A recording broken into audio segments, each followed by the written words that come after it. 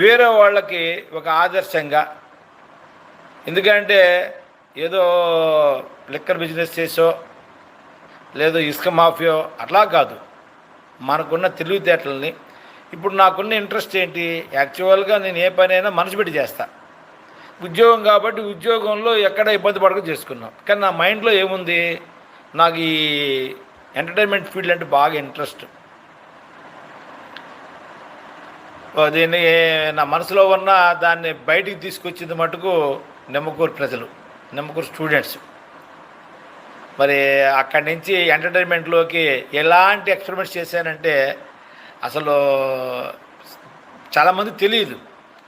ఈరోజు సినీ ఫీల్డ్లో షూట్ చేసిన తర్వాత, వీడియో షూట్ చేసిన తర్వాత ఇంట్లో కూర్చొని థియేటర్లో కూర్చొని బిట్టు కట్ చేసుకుంటూ దానికి డబ్బింగ్ చెప్తున్నారు. ఆల్రెడీ వీడియో షూటింగ్ అయిపోయింది, దానికి డబ్బింగ్ చాలా సుఖంగా థియేటర్లో కూర్చొని ఎక్కడ ఏ విధంగా ఎక్స్ప్రెషన్ చూసుకొని ఆ వీడియో ఎలా ఉంది, ఎలా ఎక్స్ప్రెషన్, దాని దగ్గర డబ్బింగ్ చెప్పుకుంటున్నారు.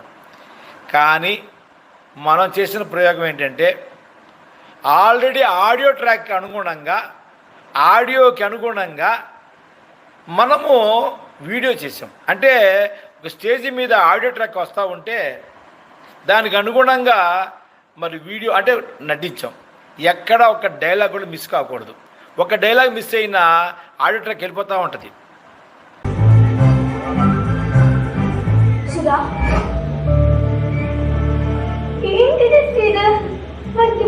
అప్పుడే మరి వయసు ఎంత, పిల్లలు ఎంత అడ్వెంచర్ గా ఉన్నారు చూస్తున్నావు కదా.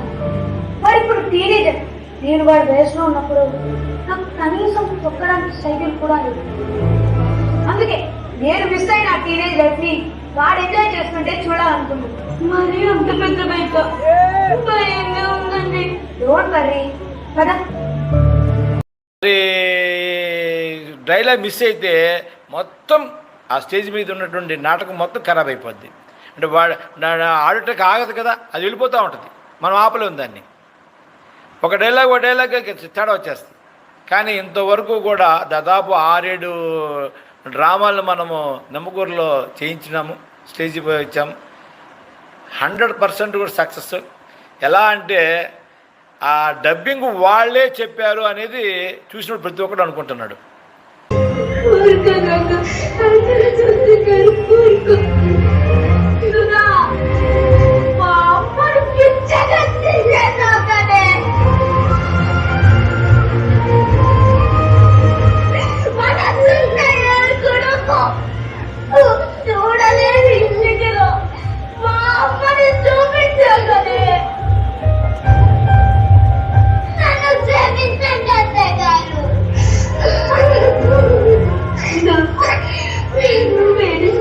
సంతోషమా చెప్పు, నాకు ఎలా అనుకున్నానే.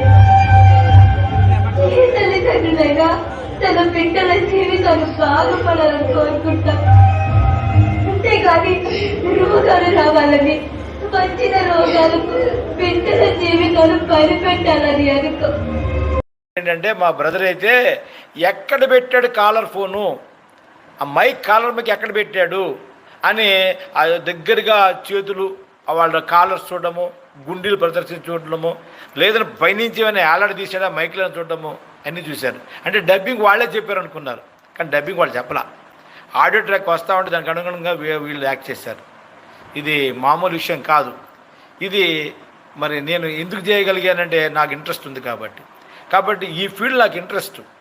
ఈ ఎడిటింగు, షార్ట్ ఫిల్మ్స్కి డైరెక్ట్ చేయడం. యాక్చువల్గా నాకు నటన కన్నా డైరెక్షన్ ఎక్కువ ఇష్టము. అంటే సమాజానికి, అంటే ఈరోజు నాడు మన మానవ సంబంధాలు ఎన్నో ఉన్నాయి, వీటన్నిటిని బలపరచాలంటే ఒక మీడియా అనేది చాలా చక్కగా ఉపయోగపడుతుంది.